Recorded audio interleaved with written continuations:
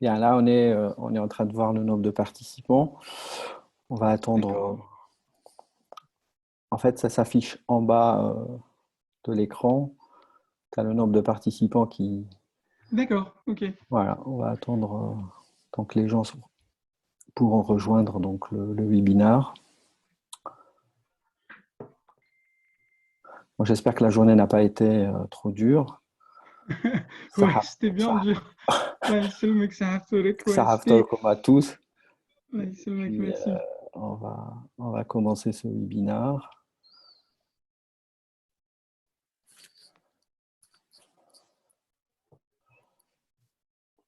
Dès que ça se stabilise, là, ça. Ok. Très bien. Là, ça a l'air de se stabiliser un peu. Bien, bonsoir à tous. Sahaf Torkom. J'espère que vous passez un Ramadan Mubarak à tous. Nous continuons donc les séries de webinaires avec, grâce au laboratoire Mérinal et on va aborder donc ce soir une thématique qui est intéressante et qui a beaucoup d'importance fait partie de l'actualité et qui a fait couler beaucoup d'encre. On va parler de l'hydroxychloroquine. On ne va pas faire ni le procès, ni la critique sur le produit en lui-même, mais on va discuter de la preuve scientifique, donc sur les études qui ont été réalisées en particulier à Marseille par l'équipe du professeur Raoult. Donc on va avoir un éclairage qui sera fait par le docteur Mohamed Meftah. Je vais le laisser se présenter après. Et puis, nous essaierons de voir donc, les forces et limites de ces études. Et encore une fois, l'objectif, c'est vraiment d'avoir une lecture constructive, de ramener des points d'éclairage sur le bénéfice de ce traitement et de discuter des projets à venir. Donc, sans plus tarder, moi, je vais passer la parole au docteur Mohamed Miftah, qui va d'abord se présenter, puis nous présenter les essais qui ont été réalisés par l'équipe du professeur Raoult, dont il a fait partie. C'est à toi, Mohamed. Bonsoir tout le monde. Merci, docteur Mahi. Merci au laboratoire Mérinal pour l'organisation de ces webinars. Je remercie aussi docteur Betty qui m'a permis qui m'a donné, on va dire, cette occasion. Moi, je suis médecin biologiste, hein, orienté et spécialisé en maladies infectieuses et microbiologie. J'ai fait mon internat en fait, à l'IHU, infection Méditerranée à Marseille. Je suis un des anciens internes des hôpitaux de Marseille et de l'IHU. Je suis thésé depuis 2018 et j'ai fait partie en fait de l'équipe Raoult sur plusieurs projets de recherche, notamment sur le pèlerinage et le portage du pneumocoque. Et bien sûr, j'ai suivi avec grande attention les dernières études menées par l'équipe IHU concernant en fait du coup le SARS-CoV-2 et le traitement, l'hydroxychloroquine et l'association hydroxychloroquine et l'azithromycine. Donc, sans trop tarder, je peux commencer? Oui, bien sûr. Très bien. Alors, pour un point sur, on va dire, cette infection émergente, il faut savoir que maintenant, en fait, il y en a plus. Vous avez en fait à côté les chiffres qui sont actualisés au niveau en fait de l'IHU infection Méditerranée, à savoir le nombre de cas confirmés pour l'instant de patients on va dire, infectés Covid-19, on en a à peu près plus de 3 millions aujourd'hui, avec un nombre de décès qui dépasse les 200 000.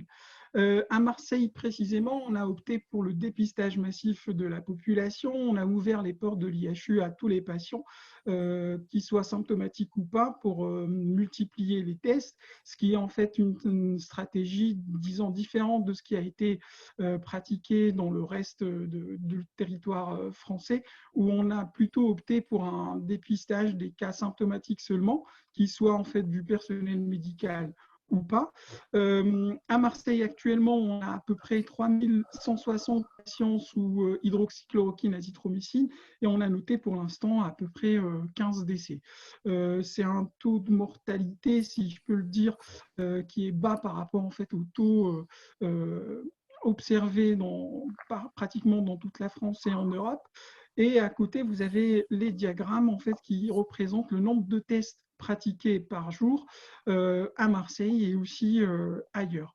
On voit qu'actuellement, en fait, aujourd'hui, en fin du mois d'avril, on a un nombre de tests qui diminue. On a à peu près une soixantaine par jour, sachant qu'on était dans un pic de à peu près de 400 tests par jour. Le nombre de tests donc, positifs était corrélé au nombre de tests réalisés. Et actuellement, on a en fait on a dépassé le pic épidémique et on a quand même encore certains cas positifs pour l'instant. Concernant les maladies infectieuses, c'est différent en fait par rapport à d'autres thématiques, par rapport en fait, par exemple, d'autres études d'hypertension ou autres. Historiquement parlant, en fait, on a deux choses. En fait, en termes de maladies infectieuses, l'équipe du professeur Raoult et l'équipe de l'IHU, en fait, pour le traitement des maladies infectieuses, ils n'utilisent pas en fait de bras contrôle dans le sens où à partir du moment où la maladie est mortelle, elle tue, en fait, on doit faire bénéficier des patients en fait du traitement dont on suppose ou dont on par observation et expérimentation qu'il est efficace. On reviendra un peu plus tard sur, on va dire, les deux groupes de scientifiques, ceux qui optent pour, on va dire, tout ce qui est études observationnelles, comme dans les études historiques, et qui considèrent qu'il n'est pas éthique d'utiliser un placebo, surtout si la maladie en fait est dangereuse et le pronostic est sévère. De l'autre côté, on a bien sûr, on va dire, une méthodologie qui est répandue et qui est bien sûr respectée par la politique de santé publique, à savoir une réglementation de la pratique médicale. C'est l'établissement guideline et bien sûr tout ce qui est études multicentriques, randomisées et en double aveugle. La démarche de l'IHU, ça a commencé plutôt par des revues en fait, de la littérature chinoise, comme en fait le grand foyer était en fait en Chine, avant en fait le foyer européen en Italie. Il y avait en fait deux articles. Le premier, en fait, celui-là qui a été publié en 2019 avec le début en fait de la pandémie, où on a montré déjà l'efficacité de l'hydroxychloroquine en in vitro. La deuxième, en fait, elle est revenue un peu plus tard sur disons, l'efficacité de l'hydroxychloroquine sur des états de pneumonie avec des détresses respiratoires liées en fait à ces infections Covid-19. La première démarche en fait de l'IHU, c'était de confirmer déjà la disponibilité du résultat in vitro, c'est-à-dire la confirmation de l'efficacité de l'hydroxychloroquine en in vitro, et derrière, éventuellement, essayer d'avoir le plus de patients possible pour les inclure dans une étude et savoir si c'est vraiment ce traitement dont on a le recul nécessaire, surtout à l'IHU, où on est le centre de référence par rapport en fait, à certaines maladies, la fièvre recul, le WIPEL, et dont on traite en fait par d'antibiotiques, à savoir la doxycycline et aussi l'hydroxychloroquine. Donc c'est une molécule qui est connue, on a le recul nécessaire pour dire en fait si elle est efficace ou pas, et surtout pour savoir la toxicité et prévenir en fait les effets, disons, secondaires liés à ça. À côté, on a essayé en fait l'association de l'hydroxychloroquine avec l'azithromycine, qui est aussi une molécule souvent testée dans le cas en fait des infections respiratoires sévères. L'article ci-dessus, c'est la première étude publiée par le professeur Raoult et son équipe, Philippe Gautré et Jean-Christophe Lagier, par rapport en fait au traitement d'hydroxychloroquine plus azithromycine dans les cas en fait des Covid-19. On a inclus en fait 36 patients, 26 ayant reçu en fait l'hydroxychloroquine seule. Il y avait en fait un groupe témoin, c'était une cohorte externe en fait qui a eu lieu ailleurs. Et on a vu en fait que il y avait deux groupes. Un groupe en fait qui était traité par l'hydroxychloroquine seul et un autre groupe qui est traité par l'hydroxychloroquine et l'azithromycine. Et on a suivi ces patients durant en fait ces jours de traitement. C'est un traitement qui dure à peu près 10 jours. Et on a montré que l'hydroxychloroquine seule baisse la virémie, baisse la charge virale, mais en association avec l'azithromycine pour prévenir l'arrivée en fait, pour prévenir les infections sévères, les infections liées en fait, les infections sévères pulmonaires, on a vu qu'on est arrivé à avoir en fait une négativité de la charge virale au bout de, par exemple, le 6e jour de traitement.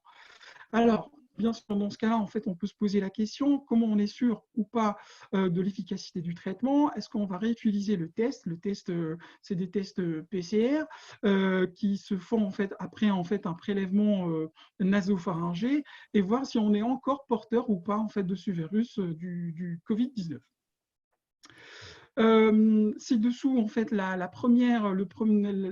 premier graphe par rapport en fait, à l'efficacité de l'hydroxychloroquine, quand on va en fait en rouge, et le deuxième, c'est celui-là en fait en vert, c'est l'association de l'hydroxychloroquine et l'azithromycine. C'est une étude qui avait un panel de patients réduit, donc 24 patients, et ce qui a donné lieu en fait à, on va dire, à des interrogations de nos scientifiques, à savoir si c'est par rapport à cette étude, on peut se baser sur ces résultats pour dire que c'est efficace par rapport en fait à c'est efficace en fait et que ça traite le Covid-19 ou pas, que c'est un panel réduit et que ça ne nous permet pas en fait d'être assez, disons, reproductible pour passer à une autre étape et généraliser le traitement pour toutes les infections Covid-19. Je pense que sur ce point, vous avez quelque chose à dire, docteur Mahi, par rapport en fait à l'utilisation ou pas, par rapport à la généralisation ou pas d'une étude qui finalement en fait elle est observationnelle et qui ne comporte pas de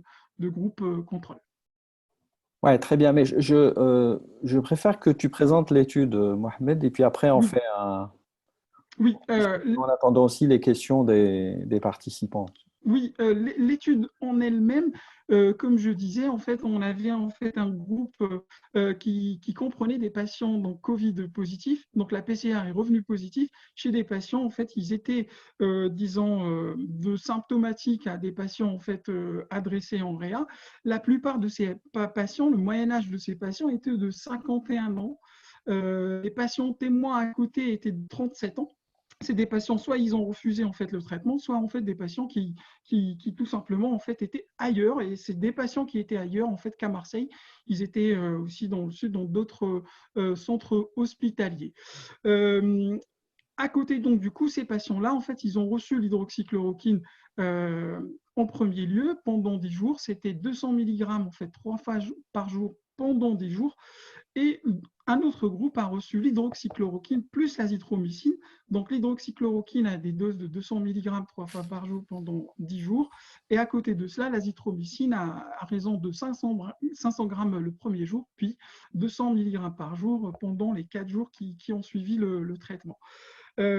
Suite à ça, les résultats de cette étude, il y avait une guérison virologique, on va dire, la négativité de la charge virale à partir du 6e jour, avec en fait ce qui était, disons, comparable à l'étude témoin. C'est la cohorte, on va dire, parallèle qui était en fait ailleurs qu'à Marseille, avec en fait diminution en fait de à peu près, les résultats étaient en fait supérieurs à ceux du groupe témoin avec 12,5% par rapport à celle de témoins. L'hydroxychloroquine seule, on avait en fait une diminution de la charge virale à peu près chez 60% des patients. Par contre, le groupe qui a reçu ou qui a bénéficié de l'hydroxychloroquine plus l'azithromycine, on était à 100% disons de guérison, si je peux en fait l'appeler comme ça, à 100% de négativité de charge virale suite en fait à la prise de ce traitement. Je vous écoute, docteur Marie. Alors très bien, mais moi, alors en fait, dans l'idée, c'était de voir le déroulé des deux études, donc de la première, Oui, ensuite de la deuxième, ou ce qu'on très peut bien. faire, c'est que tu présentes la première et je fais une critique un peu à les points de discussion sur cette étude-là. Très bien. La première, en fait, je viens de la développer, disons en fait qu'on a inclus en fait, du coup, les premiers patients qui étaient positifs au Covid-19 et que 24 patients en fait, seulement ont reçu en fait, l'hydroxychloroquine et l'azithromycine, la combinaison des deux. Suite à ça, on est passé en fait, à la deuxième où on a inclus beaucoup plus de patients, on était à peu près à 80 patients. Très bien. Donc, veux-tu que je Oui, présente les… OK. Donc, allez-y. je prends…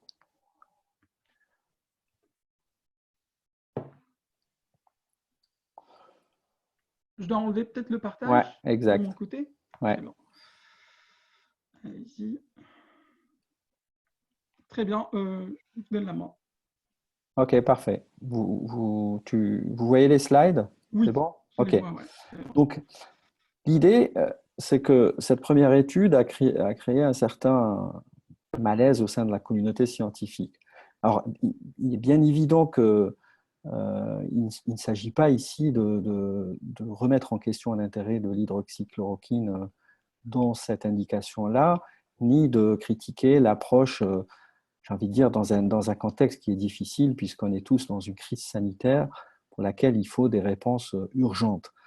Et donc, de ce fait, l'idée, c'est de dire, est-ce que cet essai, qui est censé être un essai exploratoire, qui doit, on va dire, un essai, qui doit être un essai de preuve du concept, c'est-à-dire valider le concept de l'utilisation de l'hydroxychloroquine dans une maladie qu'on ne connaissait pas, et donc de démontrer qu'elle peut avoir un bénéfice dans cette indication-là. Donc le clivage s'est fait avec ceux qui disaient on est dans un état d'urgence, on ne se pose pas de questions, on ne met pas de bras témoins, on ne met pas les patients sous placebo parce qu'on ne veut pas de perte de chance pour ces patients-là et on essaye de donner un maximum de possibilités de succès pour tous les malades. Et puis ceux qui disent de toutes les façons, il faut absolument respecter la rigueur scientifique et même dans ces conditions-là, on peut s'adapter et mettre en place des essais qui doivent donc tenir compte d'un bras contrôle, quitte à ce que ce bras contrôle soit dans une logique adaptative, c'est-à-dire que dès qu'on sent qu'il peut y avoir un potentiel succès d'un bras sur un autre, on arrête le bras pour lequel il n'y a pas de bénéfice.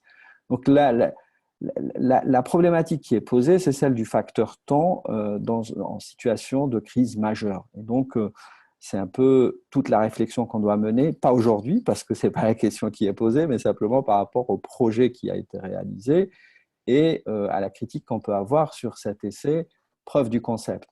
Donc, l'objectif principal de cette étude, c'était de raccourcir la période de contagiosité. Donc, le fait que le patient soit contagieux, porteur du virus, c'était l'objectif principal de l'étude. Alors, comment on va évaluer cet objectif? Par un critère qui est la clairance virale, à savoir la disparition du virus après 6 jours de traitement. Donc, on réalise des PCR et puis on voit s'il y a présence du virus ou non. Jusque-là, donc c'est assez précis.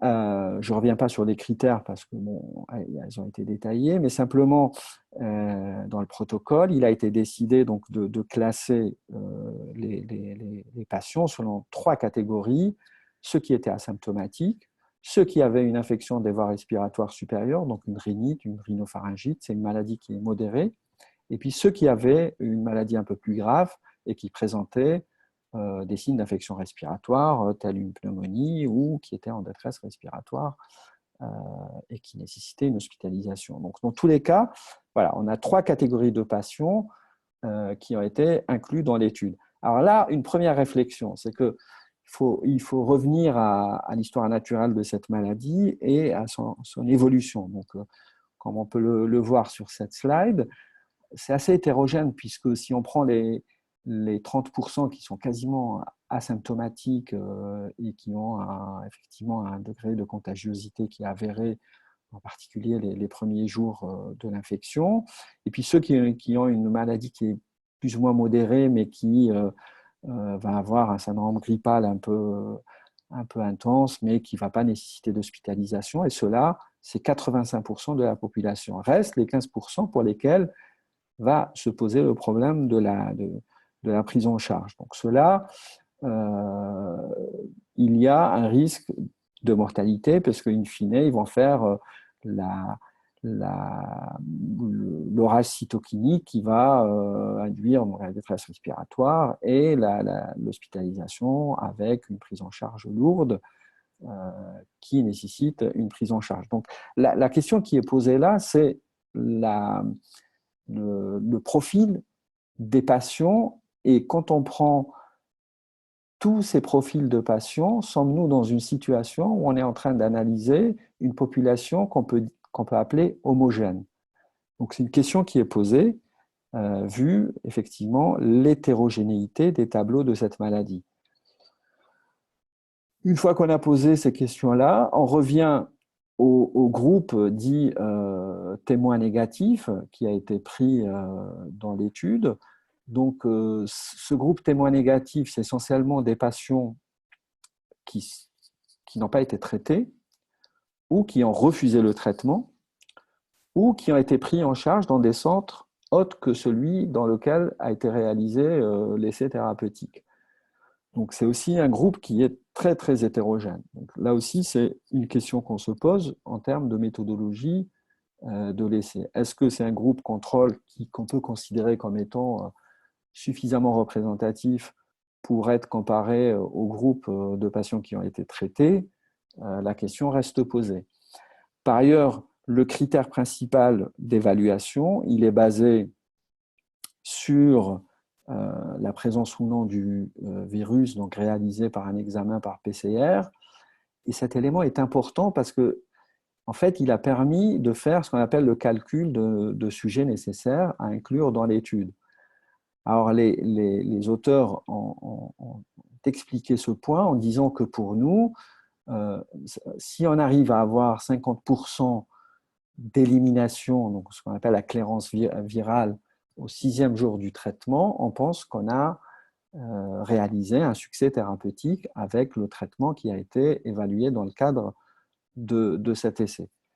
Donc ça, c'est une autre problématique parce qu'en fait, les 50%, on ne sait pas très bien à quoi ça correspond et sur quelle base ça a été décrété.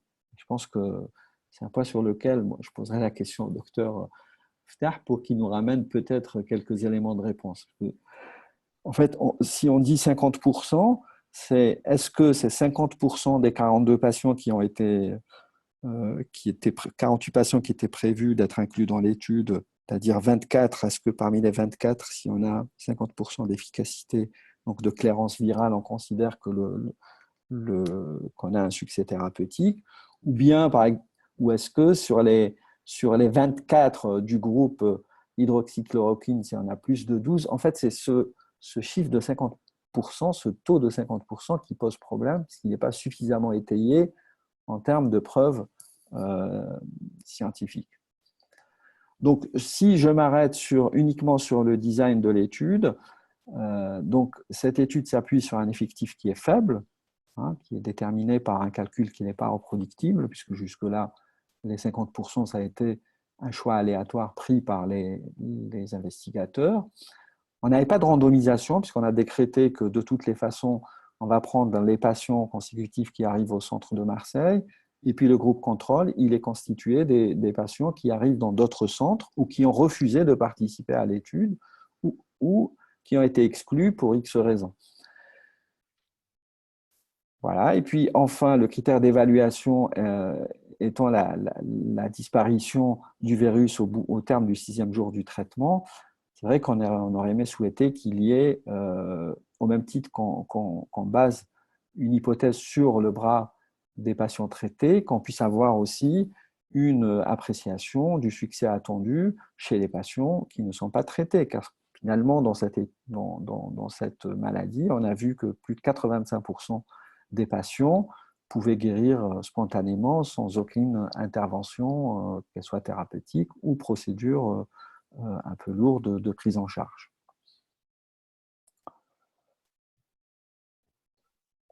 Si on revient sur les résultats, donc sur les résultats, on avait vu qu'initialement, il était prévu d'inclure 48 patients, donc 24 dans chaque bras, et que, in fine, les patients qui ont été analysés dans l'étude sont au nombre de 20.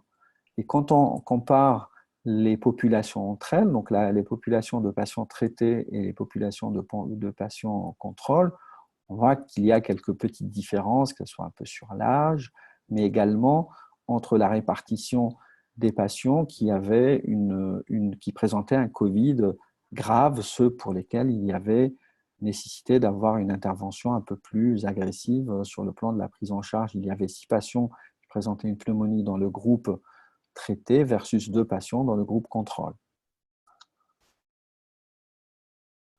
Donc, si on prend donc ce groupe de patients traités par hydroxychloroquine et on revient sur les 26 patients au total et comment on est arrivé aux 20 patients qui ont été analysés dans l'étude, c'est que finalement, il y a 6 patients qui ont été exclus. Donc, un patient qui a décidé d'arrêter l'étude et qui est rentré chez lui. Un autre patient a présenté des nausées, ce qu'on appelle un événement indésirable, donc potentiellement lié au traitement. Et puis, 3 patients ont été admis en réanimation qui présentaient un état clinique qui s'est exacerbé, et puis un patient est décédé. Alors, ces 6 patients ont été exclus de l'analyse finale. Et donc, c'est également un point critique parce qu'on pourrait dire que les investigateurs aient favorisé sciemment de traiter uniquement les patients pour lesquels on pouvait espérer une évolution favorable. Encore une fois, ça reste du registre de la critique, hein, c'est nullement la critique méthodologique, encore une fois, et non pas de la prise en charge en elle-même, mais on essaye de comprendre quels sont les points qui ont alimenté la discussion au sein de la communauté scientifique pour dire les résultats de cette étude sont discutables. Un autre point, c'était de dire, on a vu effectivement l'évolution au cours du temps, à partir du début du traitement jusqu'au 6e jour du traitement. Et puis, on avait une comparaison à chaque jour de traitement de la présence ou non de la charge virale. Et en fait, on se rend compte qu'il y a eu des comparaisons multiples et qu'on aurait aimé qu'il y ait ce qu'on appelle un ajustement des risques à chacune des analyses qui a été réalisée. En fait, ça pose le problème d'une étude pour laquelle il eût fallu faire une approche plutôt longitudinale et un modèle linéaire avec des tests effets du temps. Et si dans ce cas-là, on est sur des tests qui sont significatifs, on pourrait faire ce qu'on appelle des analyses après post-hoc pour déterminer à quel moment exactement l'effet du traitement a été significatif. Enfin, je parlais de ce critère sur lequel s'appuie donc l'évaluation de l'objectif principal, donc la PCR. On parlait d'un critère qualitatif. Qualitatif, c'est en gros, c'est est-ce qu'il est négatif ou positif. Et on se rend compte que c'est aussi le propre de cette pathologie, c'est que dans le temps, on peut avoir donc un patient qui est lui-même positif et qui peut devenir négatif et puis positif. Et puis, par moment, on a vu dans l'étude qu'il y avait une quantification de la charge virale, alors que ça n'a été nullement explicité. Alors, on est un peu perdu, puisque on passe d'une approche qui est plutôt qualitative à une approche qui est quantitative. Je reprends le tableau qui a été présenté avec l'étude. On se pose des questions sur la méthode également qui a été utilisée dans le cadre de cet essai. J'ai parlé donc du déséquilibre entre les deux bras. Et si on essaye donc de résumer les points critiques au niveau des résultats, donc le groupe dit témoin négatif, il était composé en proportion inconnue de personnes ayant soit des critères d'exclusion, comme on l'avait dit, soit ayant refusé de recevoir le traitement, ou soit qui ont été inclus dans d'autres centres. Ce point a été considéré comme étant potentiellement des biais de sélection selon l'appréciation des statisticiens. Sur le groupe traité par hydroxychloroquine, donc, ce groupe, il est essentiellement traité au niveau du centre de l'IHU de Marseille et nulle part ailleurs. Donc, on pourrait discuter d'un potentiel effet centre. Et ça, c'est très redouté dans les essais cliniques. C'est quelque chose qu'on aimerait éviter pour ne pas polluer les résultats avec des résultats qui sont propres à un seul centre. De ce fait, la dimension multicentrique d'une étude perd un peu de son essence. Enfin, la classification sur les 3 catégories de patients fragilise un peu la méthodologie, comme on l'avait expliqué. parce qu'il n'est pas impossible, comme on l'avait dit, que l'évolution naturelle, même des patients qui auraient pu être traités avec l'hydroxychloroquine, pouvait guérir simplement vu l'évolution de la maladie. Sur le plan méthodologique, donc effectivement, il y avait 6 patients qui étaient en réanimation pour lesquels il y a eu l'ajout d'azithromycine. Donc, parmi ces 6 patients, il y en a 4 qui ont reçu l'association. Et c'est un peu difficile, c'est difficilement interprétable puisque c'est une série de 6 patients dans le même centre sans qu'on ait un bras des éléments de comparaison au niveau du groupe contrôle. D'autant plus que dans le groupe contrôle, il y avait très peu de patients qui étaient atteints de la maladie sévère du Covid-19. Quant à l'association, il eût fallu, à notre sens, évaluer le bénéfice donc, de la combinaison avant de conclure sur un potentiel effet synergique, sachant que l'azithromycine est un antibiotique qui peut avoir également un petit effet antiviral, et ça a été documenté dans de nombreuses études. Et donc, il a été rapporté également dans certains case reports que le traitement par azithromycine donnait aussi des résultats, mais c'était des cas isolés. Enfin, donc, encore une fois, on pense que le marqueur sur lequel repose l'évaluation du critère principal de l'étude, la technique qualitative, n'est pas la technique la plus appropriée, mais c'est une critique méthodologique, mais qui peut être discutée parce que, eu égard à l'absence d'outils, ce qu'on appelle dans les essais cliniques un surrogate marqueur, un marqueur objectif qui permet de dire effectivement qu'on a réussi à guérir et à traiter les patients. Donc la dimension qualitative est discutable. Donc en conclusion, mais uniquement sur cette première étude, encore une fois, et d'un point de vue purement méthodologique, donc on ne critique pas l'approche que pouvaient avoir les praticiens d'un point de vue exploratoire face à l'absence de stratégie disponible et face à l'urgence sanitaire. On est simplement en train de parler d'imprécision et de biais méthodologiques. Donc, au vu des résultats de l'étude preuve de concept, donc de cette étude avec 20 patients traités au total, enfin, d'un point de vue méthodologique, je pense qu'affirmer qu'il peut avoir un effet attribuable avec certitude à l'hydroxychloroquine est discutable.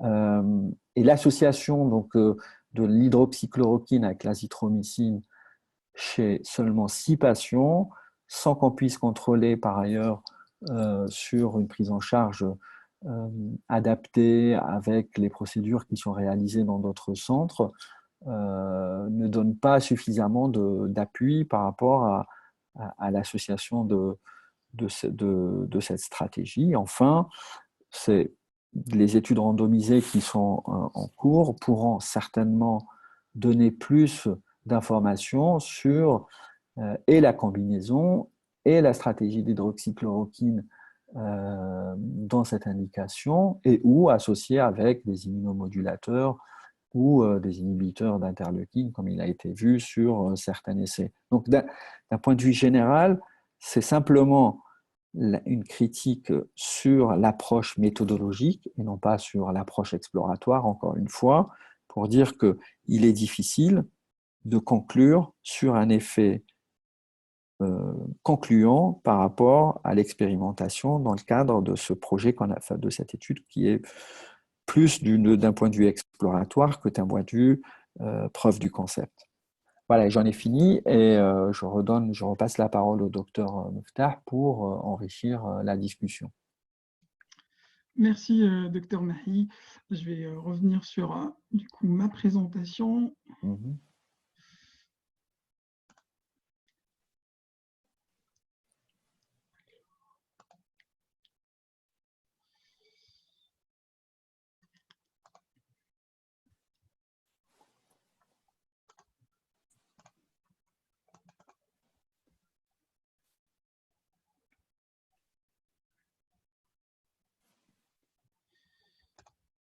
Voilà, alors j'y suis.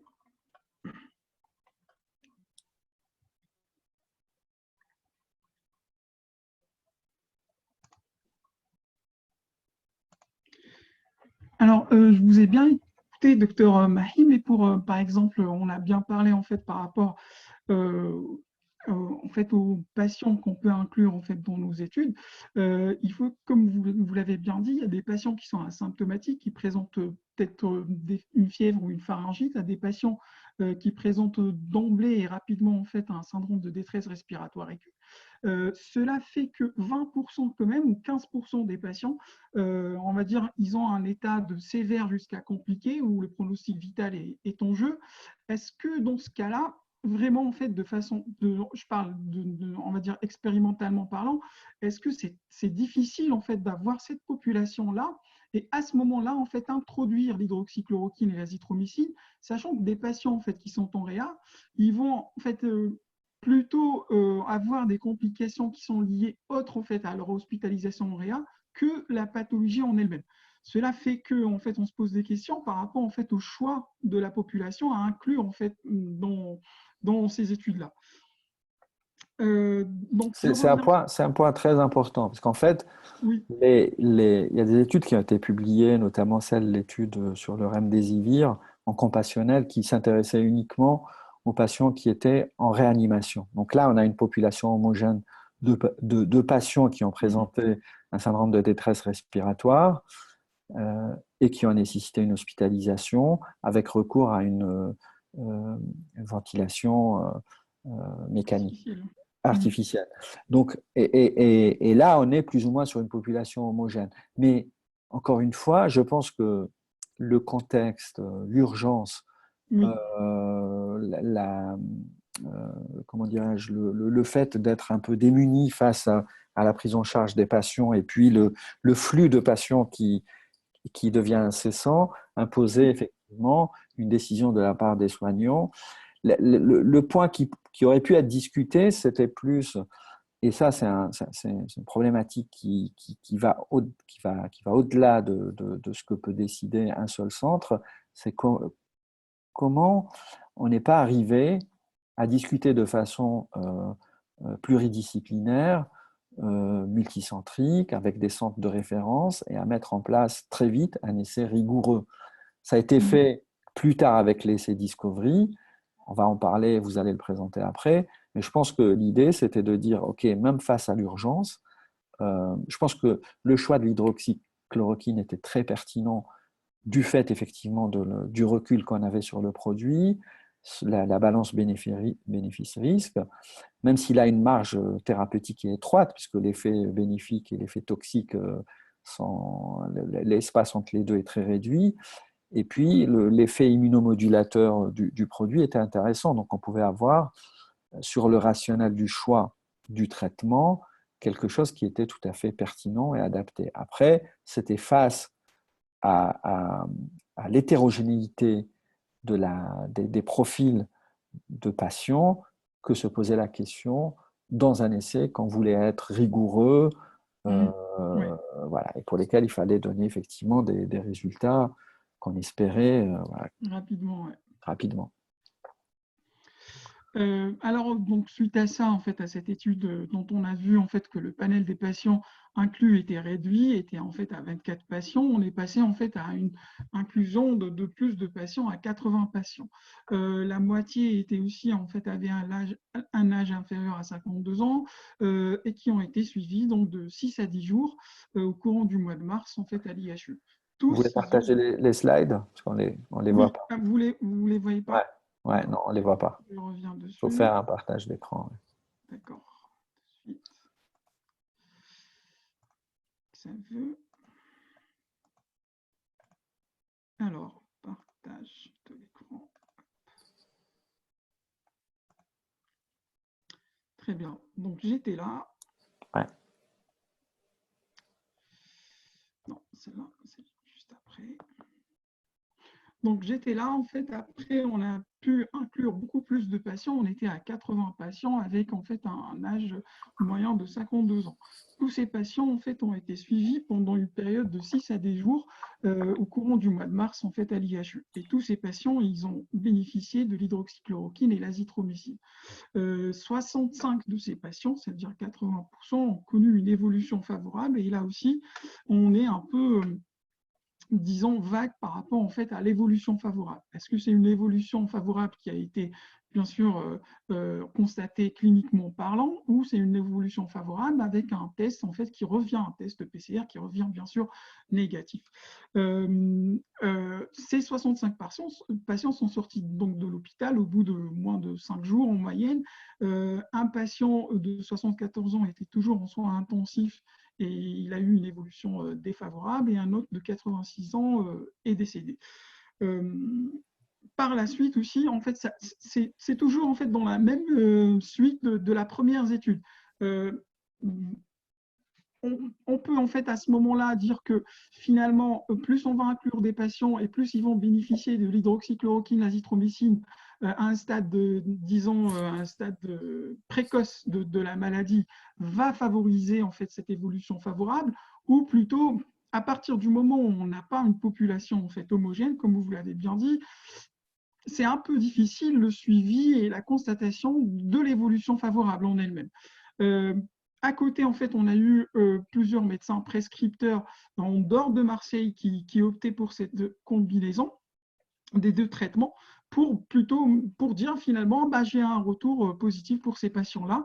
Et on s'est appuyé aussi sur, disons, la supériorité de cette combinaison in vitro contre le SARS-CoV-2. L'étude, toute dernière étude où on a inclus beaucoup plus de patients, ça a été présenté au président Macron lors de sa dernière visite à l'IHU Infection Méditerranée.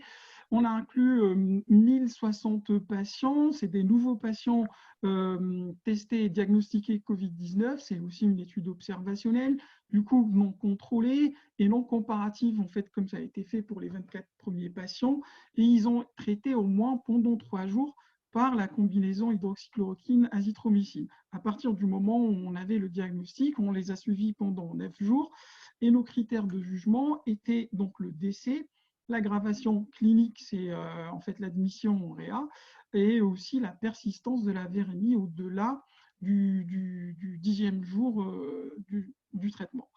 Les résultats sur ces patients, on avait 973 patients avec une évolution cliniquement satisfaisante et une guérison avec une négativité de la virémie au bout du 10e jour chez 91 patients, 91% de ces patients-là. 46 patients ont eu une évolution, disons, insatisfaisante avec une virémie persistante, une virémie prolongée chez 47 patients, pardon, et on avait aussi du coup 8 patients décédés. L'interprétation, c'était donc du coup un résultat clinique insatisfaisant associé en fait à l'âge, surtout la sévérité initiale en fait chez des patients. En fait, c'est un point à prendre en considération. Moi-même, j'ai pas les réponses par rapport à ça. En fait, c'est une étude qui n'a pas été encore publiée. Et en fait, on attend en fait avec, disons, avec attention l'apparition en fait de cette étude et la publication on va dire, dans un futur bien proche. Je vous passe la main, docteur Marie. Très bien. Donc là, vous avez, parce que là, on a pas mal de questions donc de l'auditoire. Donc, en fait, non, sur cette dernière étude qui n'est pas publiée, donc Oui. ça reprend la séquence de certains patients qui étaient dans la première étude. Ça reprend, non, c'est des patients nouveaux, les 1600, en fait, c'était des Les patients, en fait, 1061. les 1061. 1061, exactement, c'est des patients, en fait, qui sont diagnostiqués Covid-19 récemment. Ça inclut pas, en fait, les patients de la première D'accord. étude. Donc, simplement pour résumer, on a une étude, la première étude qu'on appelle une étude exploratoire, qui a inclus, qui était prévue pour inclure 48 patients, qui in fine a inclus 20 patients traités, 16 patients dans le groupe contrôle, et qui a démontré donc l'intérêt de l'hydroxychloroquine et de l'association hydroxychloroquine-azithromycine. Donc ça, c'est la preuve du concept. Ensuite, on a fait une étude observationnelle qui a inclus 80 patients Mhm. Cette étude observationnelle était un peu une extension de la première étude. Tout à fait, oui. Il y a eu 6 patients qui ont été versés dans la deuxième étude, qui a donc démontré sur des critères d'évolution clinique, hein, c'est le score News, donc l'efficacité toujours du traitement dans la prise en charge du Covid. Et puis enfin, on a cette troisième étude qui a un suivi de cohorte de plus de 1000 patients, un suivi de cohorte donc ouverte, étude observationnelle non contrôlée, non comparative, et qui a démontré donc qu'on pouvait avoir également un intérêt de l'association hydroxychloroquine-azithromycine avec donc des résultats qui sont jugés intéressants puisqu'on a un taux d'efficacité qui est très important et puis des, peu d'échecs puisqu'on est de l'ordre de plus de 90% de guérison virologique. Donc là, ça a été une succession de 3 études qui ont établi l'intérêt donc, de l'hydroxychloroquine dans la prise en charge, et c'est l'expérience d'un centre, on est bien d'accord? Tout à fait, c'est l'expérience d'un centre en fait à l'IHU Marseille. D'accord. Alors, il y a une question, Ça reste monocentrique. ça reste monocentrique. Et c'est aussi, ça nous amène en fait à poser la question pourquoi il n'y a pas eu en fait on va dire de coopération avec les différents centres nationaux de référence à Lyon, à Paris, par rapport en Alors, fait à. comment expliquez-vous effectivement le fait qu'il n'y ait pas eu de collaboration avec les autres centres de référence?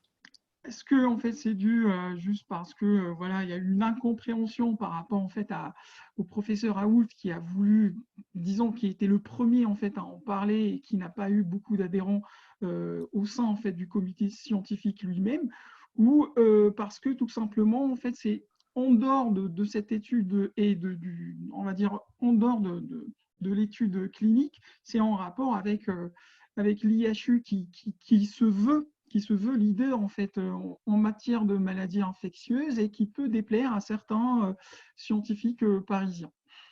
D'accord. Donc, on est plus dans une espèce C'est ça, de tout à lutte de fait. chapelle entre Et Paris et la de Provence. exactement et de guerre navire. Province et la Provence, ouais. C'est ça. Très bien. Alors, il y a une question, donc c'était sur la corrélation entre, parce il y a eu des publications qui étaient un peu discutées, la corrélation entre les observations in vitro et in vivo. Euh, Cette microbiologiste, le rationnel sur lequel a été construite la première étude, c'était sur l'inhibition in vitro de l'hydroxychloroquine du SARS-CoV-2. Donc ça a été Mm. documenté, etc.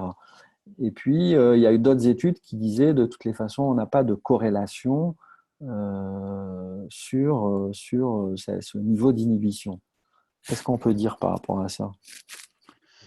Moi, je pense tout à fait. En fait, les Chinois étaient les premiers en fait à publier des articles dessus concernant en fait l'efficacité de l'hydroxychloroquine à inhiber le SARS-CoV-2 en in vitro.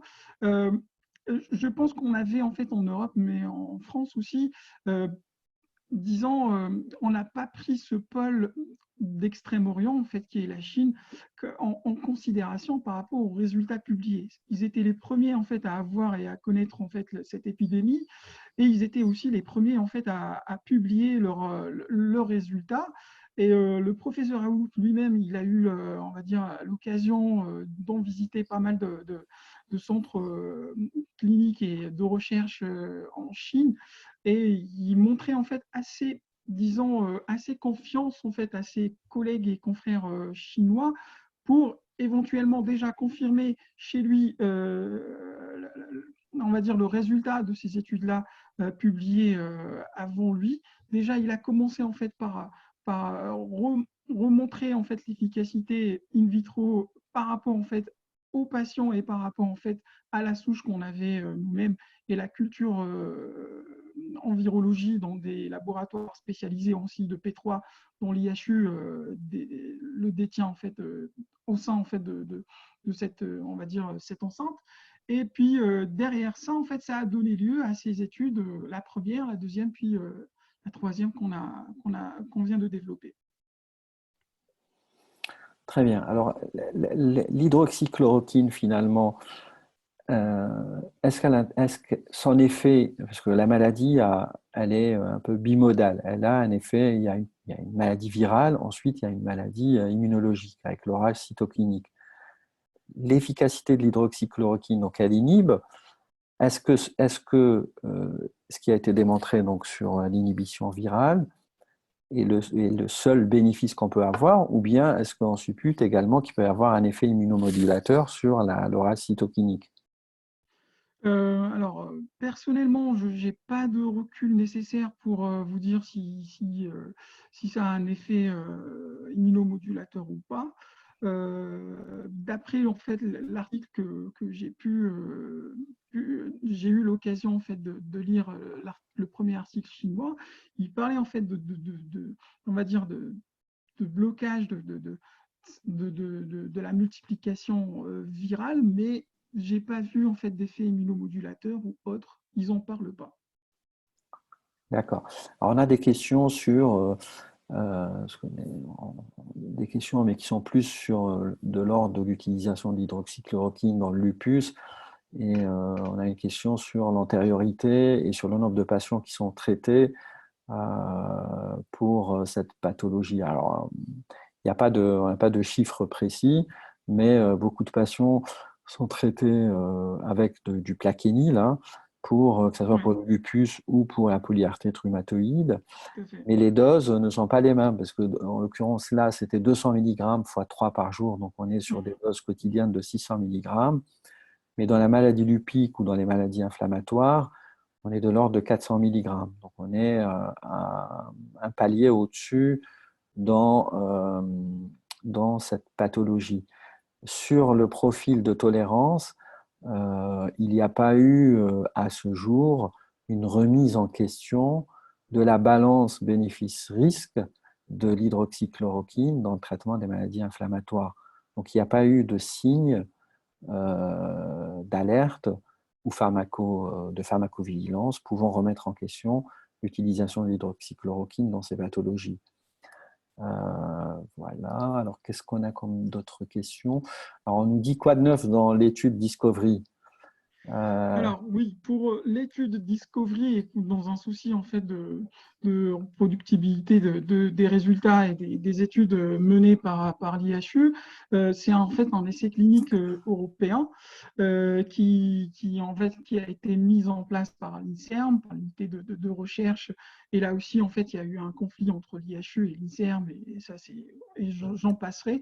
En fait, ils ont inclus à peu près 800 patients en France atteints de formes sévères de Covid-19, avec, on va dire, plusieurs centres ici en France.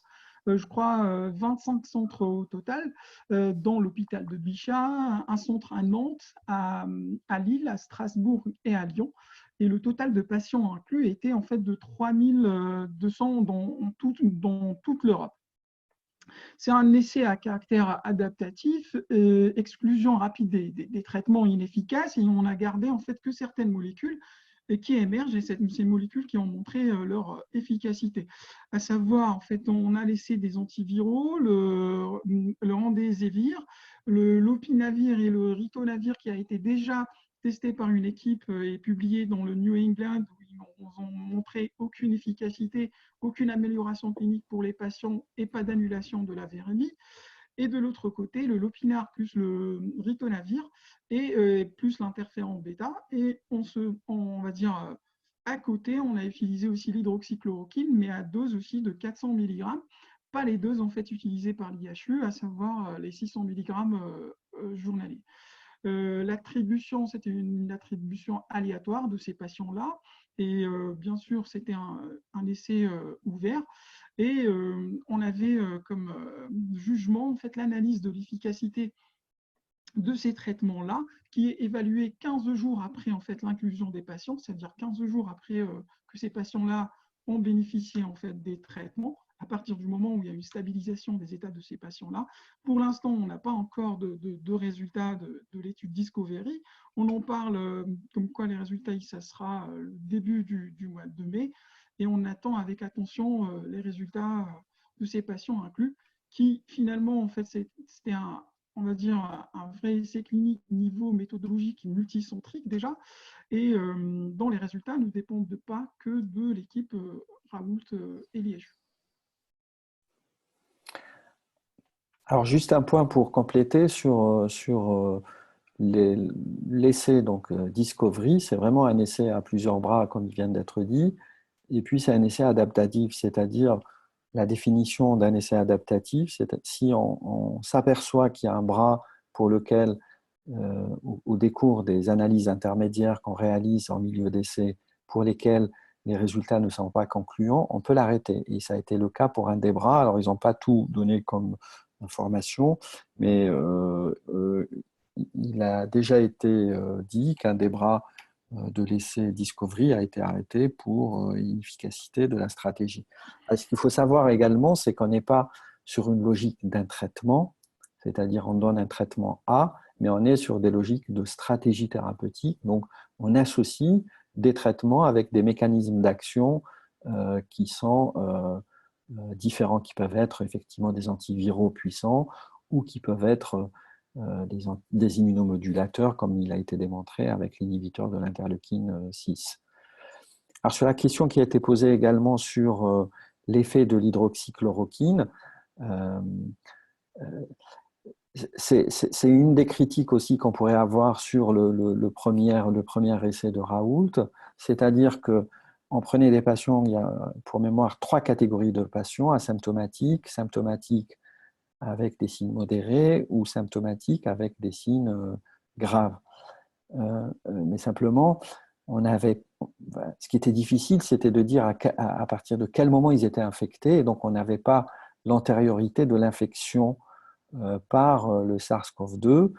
Et ça, c'est une donnée importante pour essayer de contrebalancer l'effet antiviral, enfin potentiellement antiviral, ou l'effet immunomodulateur du produit, tout en sachant que l'évaluation s'est faite sur les séjours post-traitement avec, encore une fois, le critère de la PCR. Donc, on était sur un traitement qui avait potentiellement le double effet, antiviral, anti-immunomodulateur, mais que l'évaluation s'est faite uniquement sur le versant viral. Alors, je reprends le fil des questions qui nous ont été posées. Y a-t-il une étude comparative entre l'hydroxychloroquine et le remdesivir? Pas à ma connaissance. Je sais Pas pas à ma si... connaissance aussi, tout à fait. Les deux sont inclus en fait comme bras dans l'étude Discovery, mais pour l'instant, il n'y a pas eu d'étude comparatif entre l'hydroxychloroquine et le En remdesivir. sachant qu'aujourd'hui ont été publiés les résultats de l'étude du remdesivir, qui sont assez concluants, mais c'est chez des patients sévères. Alors, ce qui est intéressant, c'est que l'étude se continue, puisque ce sont des analyses sur 1600 patients et que l'objectif est d'inclure 6000 patients, ce qui est très, très ambitieux et qui va être l'une des cohortes les plus importantes. Donc, il y aura encore beaucoup de surprises sur les essais en cours. Alors, il y a une négativation de la charge virale, mais une deuxième contamination est possible. Alors, c'est toute la question, savoir en fait s'il y a une deuxième contamination ou si on va développer une immunité pour tout ce qui est comme tout ce qui est maladie infectieuse, où on développe une certaine immunité qui nous permet d'être protégé d'une éventuelle, on va dire, une éventuelle réinfection.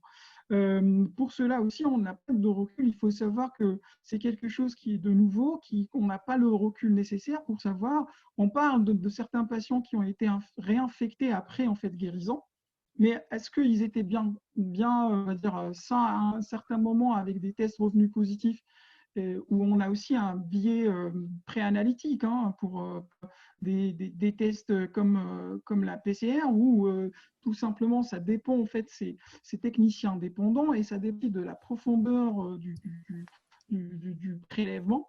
Donc, est-ce que ces patients-là dont on parle maintenant en fait de réinfection après guérison, est-ce que c'était vraiment en fait une guérison avec des tests positifs, des tests négatifs contrôlés ou pas, ou c'était plus une prolongation de la première infection?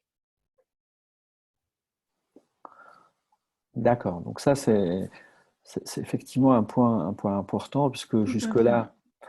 jusque-là, on pensait qu'il pouvait y avoir une immunité collective, mais là, ça remet un peu quelques points d'interrogation. Et qu'en est-il alors de la sérologie? Est-ce qu'aujourd'hui, on a quelque chose Alors, qui est au point ou ça c'est reste… ça.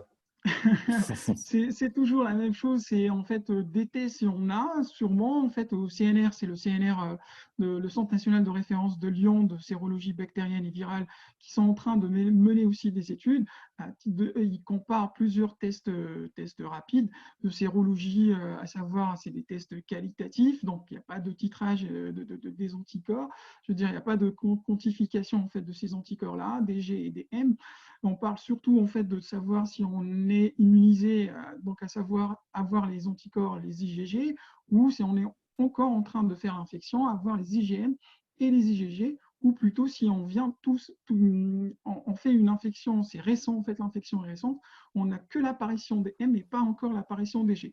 Pour l'instant, en fait, à l'heure actuelle, j'ai des confrères qui travaillent en fait au CNR. Ils en ont un panel peut-être de 11 tests différents qu'ils essaient sur des patients bien sûr positifs. Et pour l'instant, on n'a pas encore, ces tests-là n'ont pas été encore homologués, même s'il il y a certains labos privés dans la région parisienne qui ont commencé en fait l'utilisation de ces tests sérologiques par rapport chez certains, on va dire chez le personnel soignant, pour savoir s'ils sont positifs ou pas. C'est des patients, généralement, c'est des personnes généralement asymptomatiques et qui viennent faisant partie du personnel soignant et dont on va dire les tests sérologiques leur est destiné en premier lieu pour l'instant. Mais je pense que la généralisation de ces tests sérologiques mais pas aussi pour demain. Il faut attendre un peu les résultats du CNR Lyon. Très bien. Je crois qu'on a balayé pas mal de questions. Il y a une question qui tombe et qui dit, donc si on veut classer ce protocole en parlant peut-être de la première étude par rapport au niveau de preuve, on lui donne quel grade? Elle est dure cette question. Ouais, tout à fait, c'est vrai. Non, mais je pense qu'il faut, encore une fois, l'exercice qu'on a fait, simplement, c'est un exercice, on n'est pas au lit du malade et qu'il faut avoir, effectivement, je pense que l'approche des soignants a été une approche comme on nous l'a appris, c'est-à-dire qu'il faut avoir un réflexe de traiter coûte que coûte le patient et de prendre tout ce qu'on a de disponible sur l'arsenal thérapeutique. C'est un peu trop tôt, je pense qu'il y a des études qui sont en cours. Je pense que l'intérêt de cette étude, c'est d'avoir déjà alimenté la discussion scientifique, d'avoir apporté un rationnel, d'avoir permis de dégager déjà des profils de patients, d'avoir offert quelques options thérapeutiques, discutables ou pas. Je Alternatives pense que thérapeutiques, tout à fait. ouais, l'avenir nous le dira, mais que c'est un peu trop tôt pour grader les études. Il y a des biais, on les a énumérés.